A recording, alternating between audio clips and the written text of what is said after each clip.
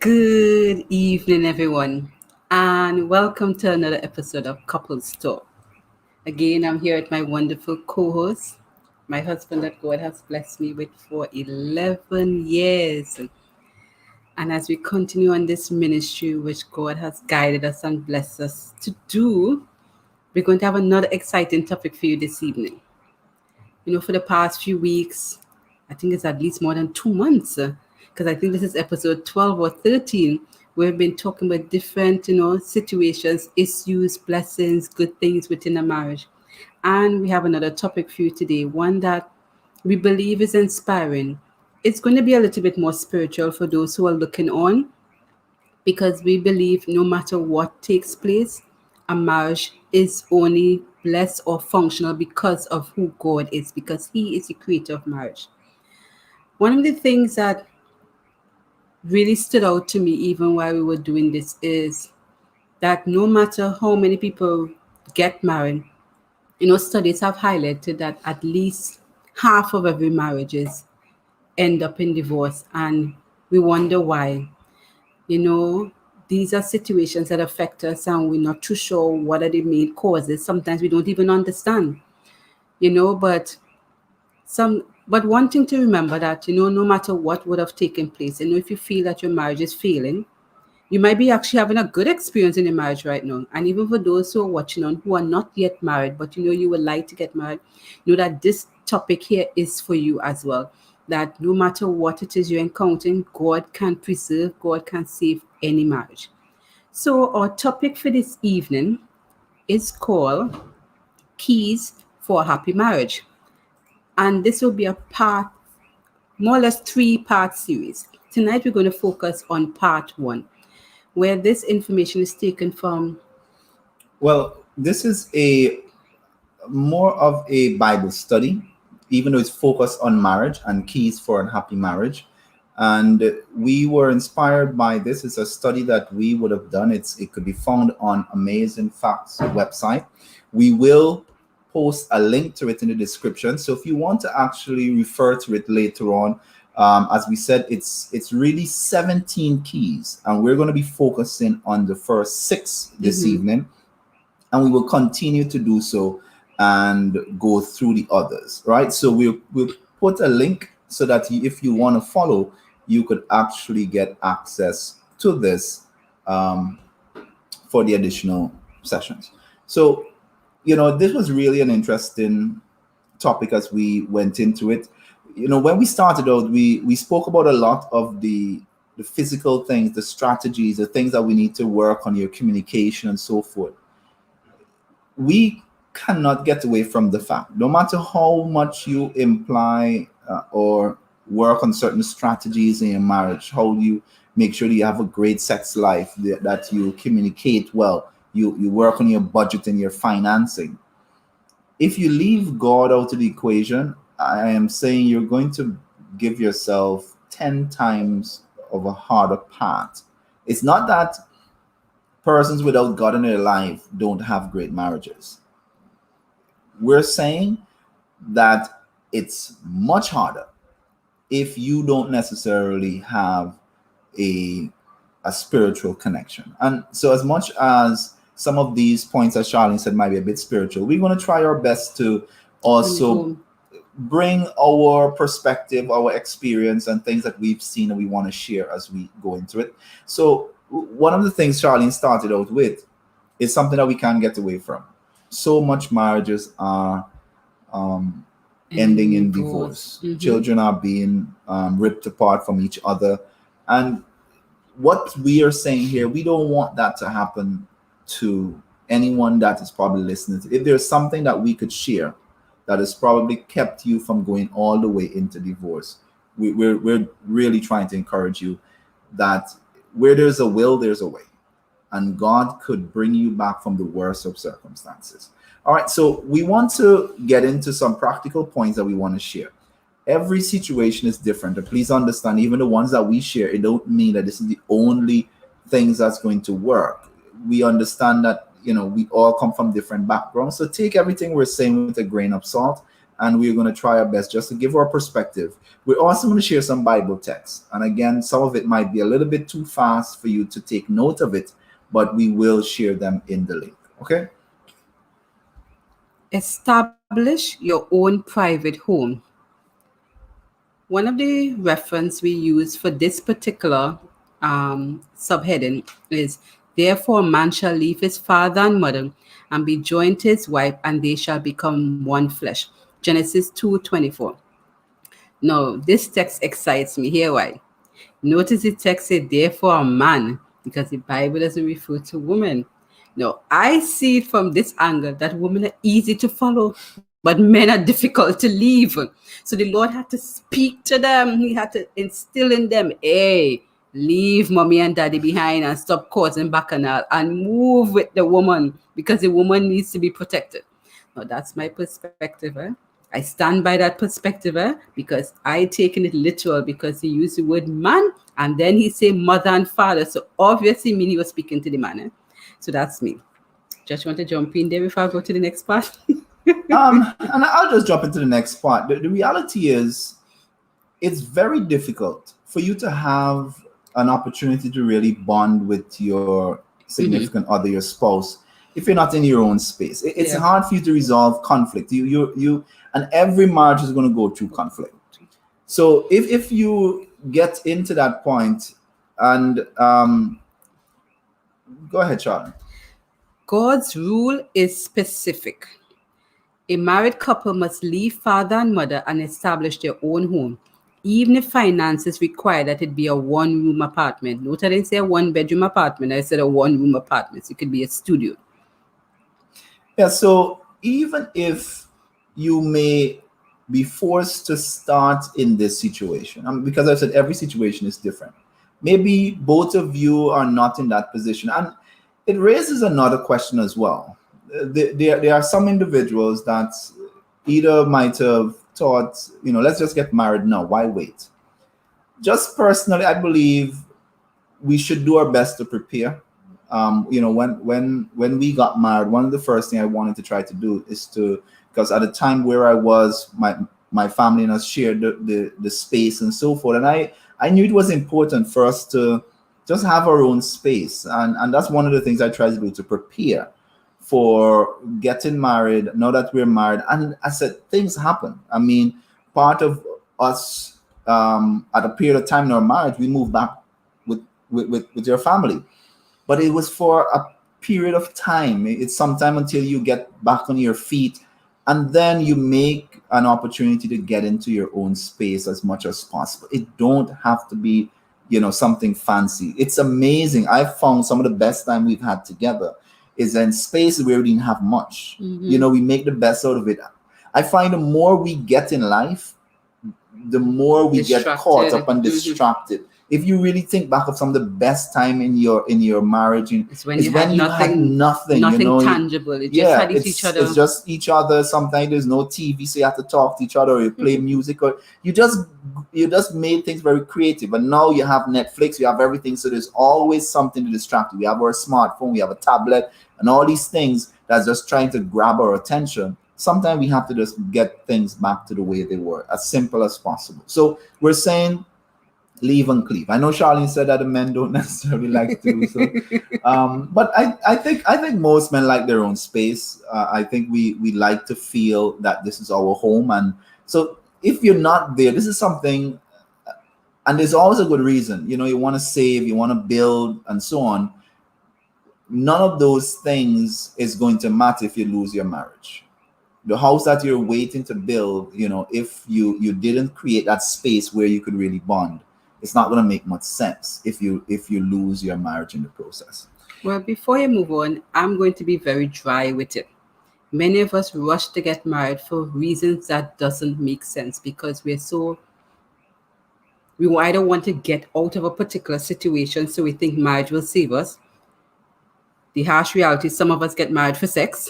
So we think, we're going to solve the problem, we get married for sex. And then now you get in the situation, you realize reality hits. You're not financially prepared, you're not emotionally prepared, and then you're stuck in these particular situations where you're living by family. If you're not mentally prepared, financially prepared, spiritually prepared, don't get married. Marriage is not a solve all problem. Marriage is a complementary situation, a covenant by God. So you don't get married to solve your issues. If you messed up, marriage will not save you. So don't rush to get married and say, well, oh no, I'm suffering and people have to help you. That's not what it's about. If you're financially strapped and you can't rent and you can't live together, what are you going to do? Create more problems? Then you end up getting pregnant. More problems. You have no money and you have problems. So here what? Don't get confused. Don't take the Bible out of context when he said to get married, because he wasn't referring to putting yourself into more hardship. Think carefully, plan properly, and allow God to lead the situation. Many times we don't allow God to help us make the decision to get married. We get married because we feel emotionally we should get married when we're not prepared in any way to be married. I just had to bring that out. All right. Continue your courtship. And the Bible reference here says, and above all things, have fervent love for one another. For love will cover a multitude of sin. That's First Peter chapter 4, verse 8. And then an abbreviated version here of Proverbs 31:28 says, her husband praises her. Because she's a good wife. All right. And Charlie, you could read this out too. She who is married cares how she may please her husband. 1 Corinthians 7:34, another abbreviated text. Be kindly affectionate to one another, in honor, giving preference to one another. Romans 12:10. Again, the text is abbreviated, but you can see where it's referenced from. Yeah, so a lot of times when we get married, we do all the fancy things before we get married. I mean, I remember getting you flowers, and I was saying, it's just for Wednesday, and like Wednesday has not been coming as Wednesday it used hasn't to. returned, Wednesday. The reality is life gets busy, and we understand that. Work, we get caught up, we get sorted out either with church, children, education, or careers and so forth, and we could end up getting into a monotony day after day, going through a pattern. There are times that you're going to have to step back and be very intentional about your courtship. For us, we had to actually designate a day that we said, hey, this is going to be our date night. It don't matter what happens, do not schedule anything on that night. Now, someone might think, well, that's not spontaneous, that's not exciting because you've planned the night, but you could still make it exciting. The reality is, it doesn't dictate what you do on that night, just that at least this is a time that we've set aside for it. If you have kids, you could plan to have a babysitter on those particular nights that you could at least make time for each other, because you want to make sure that you could revive that excitement that you had.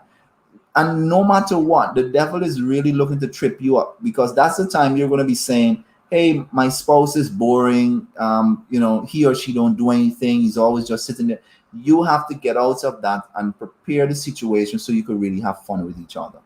Yeah, because then all of a sudden the brown grass starts to look green on the other side. Note I said brown grass, because when you jump over the fence, you realize the grass is brown and in a worse situation than you were in before.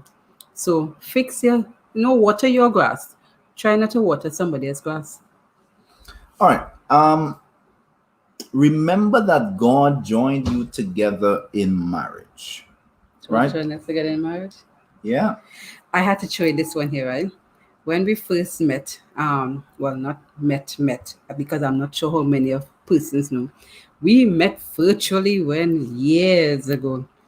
And that was on High Five. We met on High Five. Most people can't remember High Five. And we used to Facebook chat, and we used to chat on Messenger like real often. And before we lost connection, life got busy, we got distracted. I remember telling him one time, he claims he doesn't remember, but that's okay, that when you're ready for me, you will return. He laughed. I smiled. I don't know why I said it, but I just felt confident. Yeah, when you're ready for me in your life, you will return.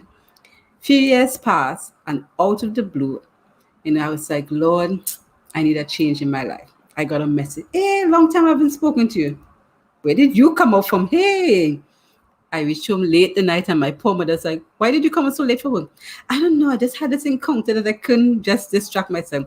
And I must say, from that day when he came back online, we have been chatting every single day. I honestly believe God had brought us together back at that point. I didn't propose to the man. I didn't push the man. I just figure God opened a door. He proposed. So you see, I just believe that God really worked it out. So I know you don't like me to tell this story, but I just think it's wonderful. I think it's sweet. Smile for the camera so I forget it. See, yeah. Matthew 19:5 and 6. For this reason, a man shall leave his father and mother. And I didn't come up with the text. And be joined to his wife. They are no longer two, but one flesh. Therefore, what God has joined together, let no man separate. Oh, I love that part of the text. When I came to this point that said, God, remember that God joined you together in marriage, the question came to my mind: is a marriage a contract or a covenant? Let's break that down. What is a contract? A contract is where two human beings come together and form an agreement that they sign to. A contract could either be public, it could also be done in secrecy. You could actually get into a contract with someone in secrecy to say when this and that happens and so on. And only when maybe someone have breached that contract that it come out, the facts may come out and that person may present that contract to say that this is done.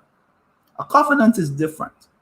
A covenant is usually where you, your spouse, and God came into an agreement together. A covenant cannot be private. It's always a public affair. Notice when you're getting married, don't matter even if it's you're going to elope, there's usually still a witness there.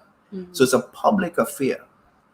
When you recognize that your marriage is not just a contract, it's not just something that you are looking for a clause for me to exit. I deliver a service, you deliver a service, someone broke that, maybe the service is not being delivered in the way you think, and based on a contract arrangement, one decides I will break the contract. But when you recognize that your marriage is a covenant made under God, it's not just you getting out of this. God plays a part in this decision that you're making it. And I think that's part of the reason that really saved us at our toughest time.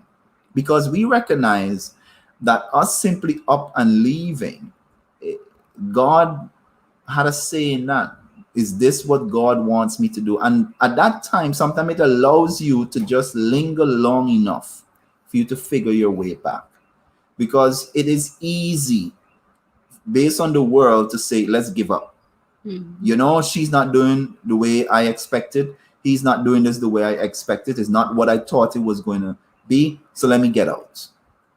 God is saying, I put you together. And one of the other things I've recognized too, it's really a miracle that takes place when someone gets married. And when it says two become one, there's a spiritual coming together that takes place. There's an emotional coming together that takes place. That is why a lot of people that get divorced after, they're lost for a period of time. This is not always the case. There's some people that are happy. They couldn't, they're just happy. They happily divorced. That was the best thing that happened to them. So I'm not saying that there aren't some happy that got divorced, but I'm saying that there is a group of persons that have gotten divorced that wish they had tried a little harder, wish that the other person had really fought a little harder. The kids have never been the same. The relationships that even followed after that, you've been comparing everyone following it after that, because there is a part of you that you have ripped apart. Imagine if you take something and you glue it together with crazy glue. At some point, when you try to tear that apart, it rips. There is a piece of you that gets damaged. And that's the spiritual part that God is saying, I have brought you together. Right? So as he was raising that particular point, it reminded me of this guy that I knew years ago. And he had cheated on his wife many times, and she couldn't take it anymore. She divorced him. And even after divorce, I guess he was still messing around with whatever he was doing. But he would get up in the morning early, go pick her up to go to work. They lived, I think where they lived at the time was opposite directions. And I'm laughing and saying, you're going extra for somebody you're divorced with. Nah, she's the mother of my children. Even she bought her a van because she needed a van, not a car, a van. I was like, okay. And he would go extra with this woman. So he keep repeating, oh, because she's the mother of my children. I said, okay, you went a little extra for a man who just divorced or woman just divorced you. He went MIA. And then all of a sudden I saw on Facebook, he and the ex-wife had a simple ceremony where they remarried. I must say, I smiled. I'm like, look at that, no matter. And he didn't believe too much in churchy things, as he put it. But what it made me smile and said, don't, as old people said, don't get involved with married people business. Even though they were divorced, because of that bond they had, that wasn't about the children, that they needed to repair that bond. So sometimes we think, it's easier to separate. In his situation, I think the separation devastated him more than he even realized, that he wooed her back to him. And now they're back together, married again. And she's so happy. Said she's so happy to have her husband back. So it's to show that even though you might say, I'm not a Christian, but you see that covenant that God has placed in our heart when we decide to step in front of Him, the pastor, your family members, friends, and make that vow. Trust me, it seals something in your heart that not even you could totally comprehend. So when you go through the struggles and think, oh yeah, I can walk away, trust me, you literally feel like you're ripping apart, because living together with someone and married has a different emotional connection. People try to equate it as the same, but it's not the same. When I saw that particular situation with the guy, it really showed me how strong that bond is with someone, that we take it for granted until we're at that crossroad. I really admire that change that took place. I'm not sure if everyone has that opportunity that he had to repair a broken relationship. But if it is you can afford going down that road, try it. I know you might be going through a process right now and thinking, well, I need to go through it this maybe to stand my ground or to prove a point or something. Trust me. You see that ripping apart that you have to experience to separate from that person? I don't think it's something you might be able to emotionally come back from. So remember what God brought you through. Remember the situation that God highlighted, and He said He brought you together. Allow God to repair the emotional damage that's taken place before you even reach to that courthouse. Trust me, it might make such a big difference in your life. All right. So I think we've really touched a lot there. So just in recap, it's saying here, love may have disappeared from your home. However, know that God, who joined you together in marriage, can bring happiness back into the home once you let in Him. So here's where we're saying, we're not telling you that there's just some magic wand and all the troubles you're going through just going to disappear. We're not saying that at all. All we're saying is that there's a special work that God wants to do within your marriage. Give Him a chance. That's all we're really trying to say there. Number 4, guard your thoughts. Don't let your senses trap you.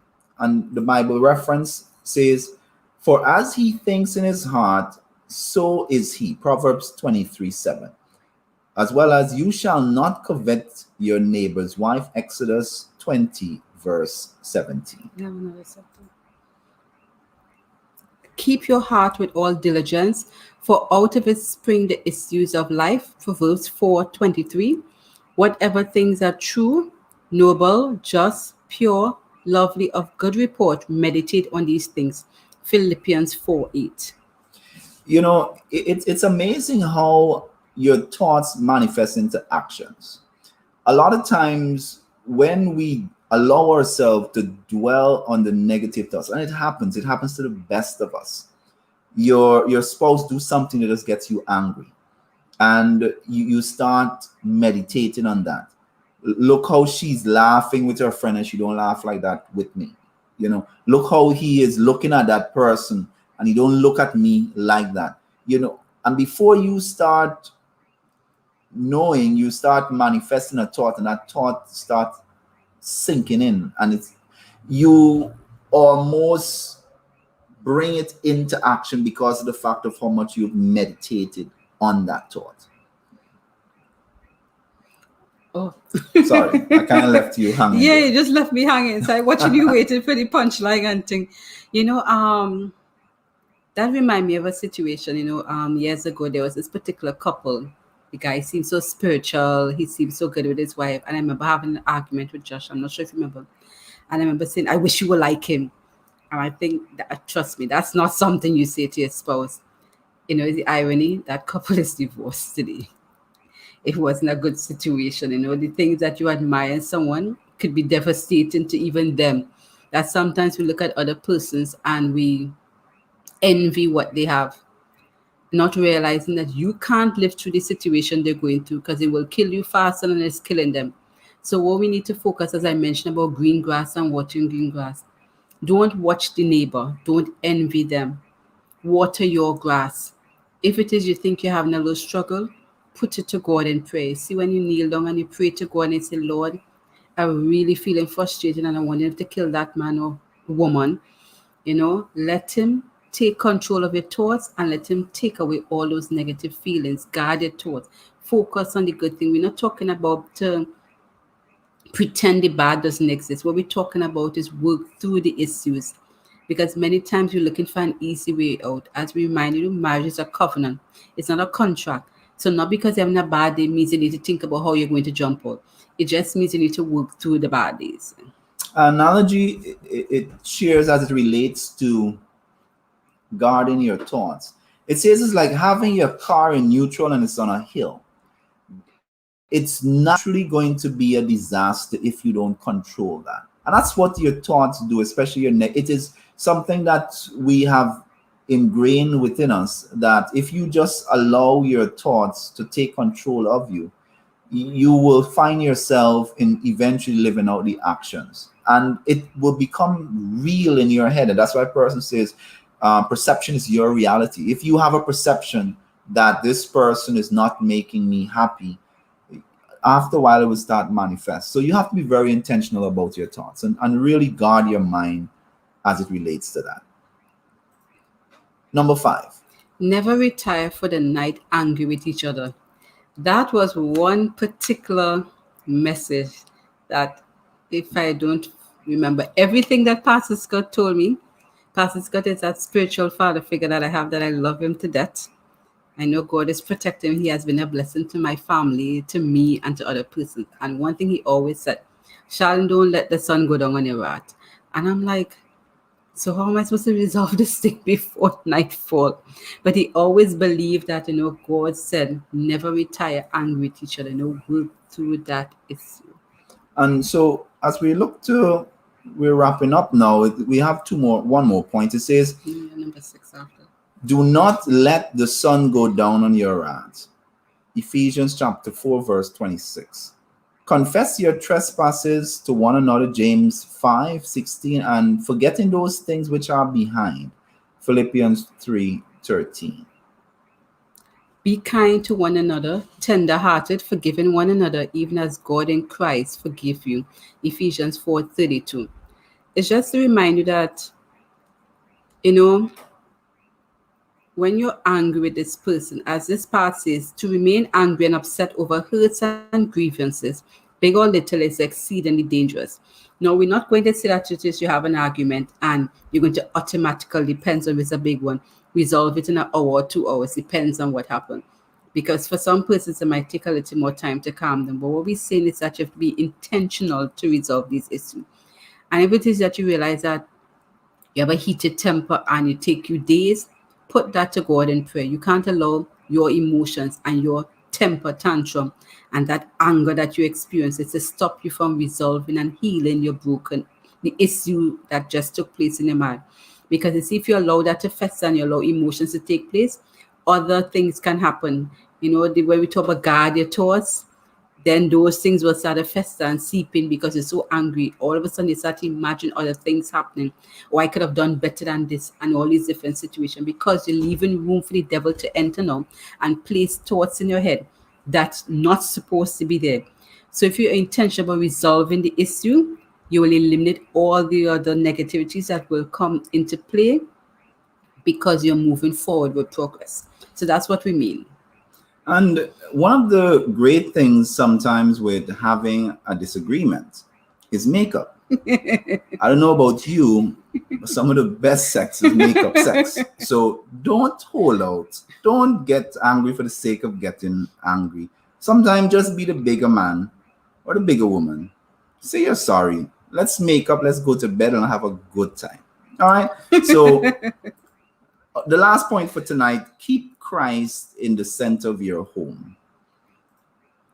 The Bible reference here. Go ahead, Charlie. Unless the Lord builds the house, they labor in vain who build it. Psalm 127:1. In all your ways acknowledge him, and he shall direct your paths. Proverbs 3:6. And the peace of God, which surpasses all understanding, will guard your hearts and mind through Christ Jesus. Philippians chapter 4, verse 7. The reality is this is the greatest rule. It covers all the other. Put Christ first. When we start, as we said in the third point, your marriage is a covenant. It was done under that guidance and blessing of God. If you put God in the midst of what you're doing, it's very difficult for you to be angry with your spouse when you're praying for them.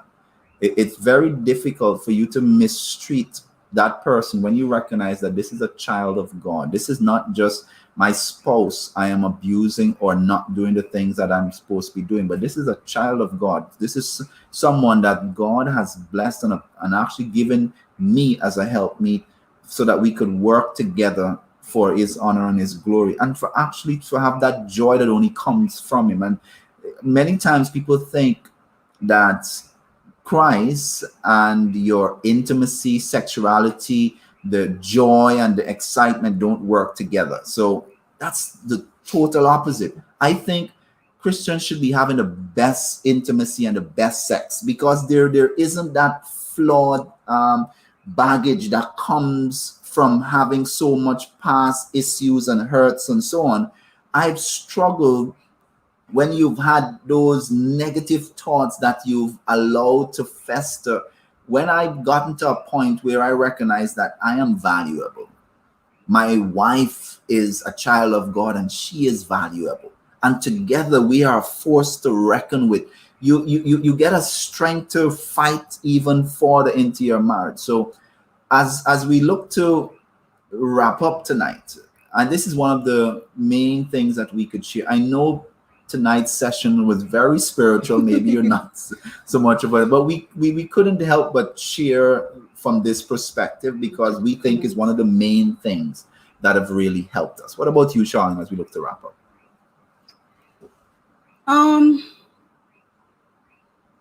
My mind just wandered there for a moment.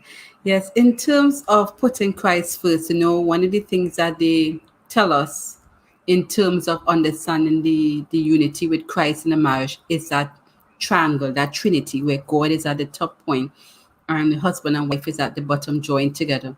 You see, if we keep that philosophy, that principle in terms of our relationship with Christ, we will understand the importance of putting him first. Because as we mentioned in previous videos, is that you see that vertical relationship that you develop with Christ. You see, once you understand that relationship with God and you keep that connection, this will always do well. It doesn't mean you'll have bad days. It just means that once you keep that connection, because marriage is to save us. That really threw us off when we remember reading Yeah. about that. Marriage is to save us. Marriage is not about having sex. I mean, yes, there are benefits with all those stuff. But marriage, that relationship with God, that covenant that God created with us, is actually for us to develop a stronger relationship with him. So once we keep that vertical connection with God, our horizontal will always do well. And just my closing thought as it relates to this, one of the statements I came across recently that just moved me, it said, if we request more of God and less of our spouse, we would actually be much happier with each other. There are times we put so much pressure on our spouse to meet a need that we have, that there are times that we don't necessarily get a chance to be that person that you're supposed to want to be around, because you have almost suffocated them because you want them to fill a need that only God could actually fill. So those are the times that we just really want to really focus on our relationship with God as we get there. So we want to say a special thank you to Wendy Ann that's actually joined us tonight, and everyone else that really joined us. Thank you so much for your support. If you haven't liked our pages yet, please remember to go to Vivid Resolutions YouTube page. Please like our video, share it, and please subscribe and click that notification bell so when we post more videos like this that you will be notified. Any closing thought, Charlene? Keep God in the center of relationship. Remember, put Christ first. He covers everything. All right. So in our next episode, we're going to be doing part 2. And what that is keys for a happy marriage part 2. We're going to share the link for this entire study. It's 17 keys, and I look forward for you joining us in our next episode. Or just to let those who just join us know that you can go to our YouTube page, Vivid Resolutions, like the page, and you can see the previous videos there. And good night to Joanne as well. Thank you for joining us. All right. Enjoy the evening, everyone. All right. Goodbye.